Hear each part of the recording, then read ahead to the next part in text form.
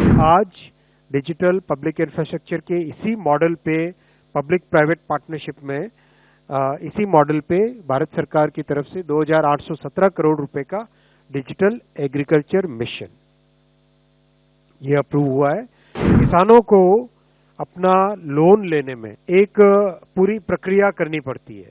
जहाँ पे डीपीआई के डिजिटल एग्रीकल्चर मिशन के पायलट प्रोजेक्ट्स हुए हैं, वहाँ पे ये पूरा प्रोसेस 20 मिनट में कंप्लीट होता है।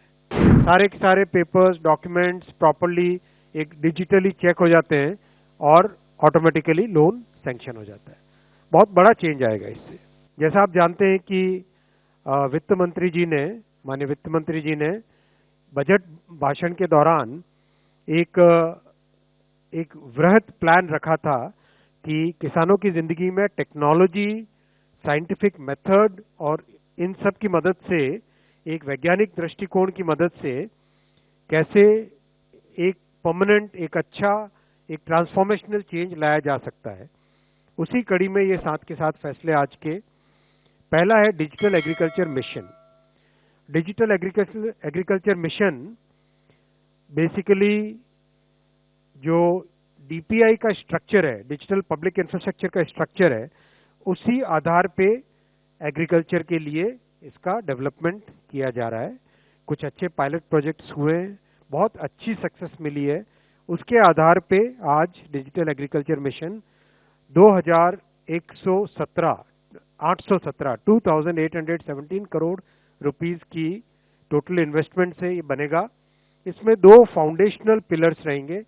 एक रहेगा एग्री स्टैक, दूसरा रहेगा कृषि डिसीजन सपोर्ट सिस्टम।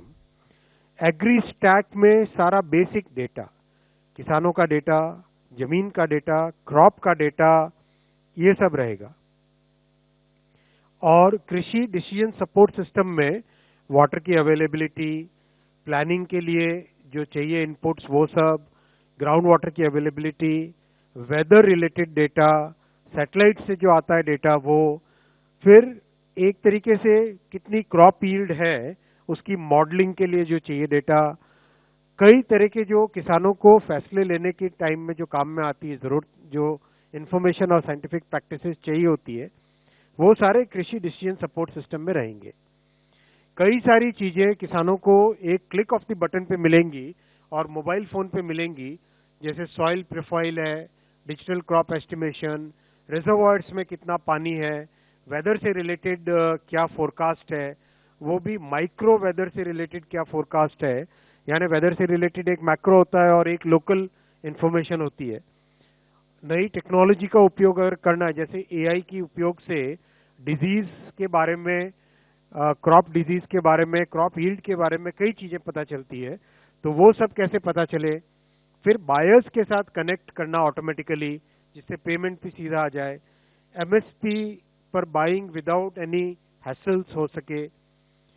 एक तरीके से मोबाइल फोन में इतनी नॉलेज आ जाए कि किसानों की जिंदगी में एक मेजर चेंज आए।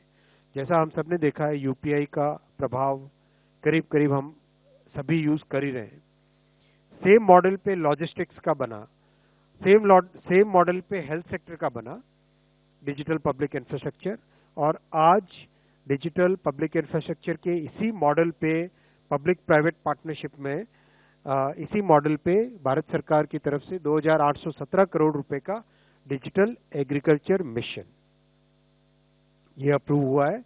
इसका लॉन्ग लास्टिंग इंप्रूवमेंट आएगा, और जो आरंभ में जहां पायलट्स हुए हैं उसका मैं आपको एक एग्जांपल बताता हूं।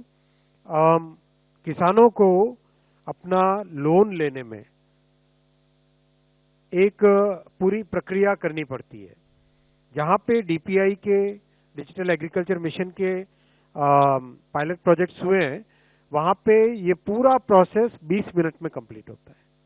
20 मिनट में सारे के सारे पेपर्स, डॉक्यूमेंट्स प्रॉपरली एक डिजिटली चेक हो जाते हैं और ऑटोमेटिकली लोन सैंक्शन हो जाता है।